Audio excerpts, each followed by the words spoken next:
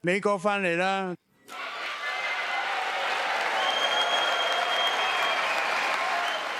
我哋喺43日內做到嘅成績，多過大部分政府嘅4年或者8年做到嘅，而我哋啱啱先開始。我終止咗荒唐嘅綠色新政騙局，我退出咗唔公平嘅巴黎氣候協定，我退出咗貪污嘅世界衛生組織，我仲退出咗反美國嘅聯合國人權理事會，我創建咗全新嘅政府效率部門。關稅係要令美國再次富裕，令美國再次偉大。而家進行緊，而且會好快實現。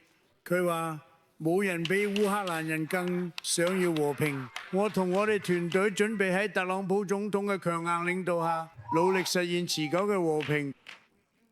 我哋好感激美國幫烏克蘭維持主權同獨立所做嘅貢獻。關於礦產同安全協議，烏克蘭隨時準備喺你方便嘅時候簽署。我好多謝佢寄咗呢封信，啱啱先收到，同埋我哋同俄羅斯都係認真嘅討論過，收到咗強烈嘅信號，佢哋準備好要和平，咁樣唔係好正咩？咁樣唔係好正咩？多謝，願上帝保佑你哋，願上帝保佑美國。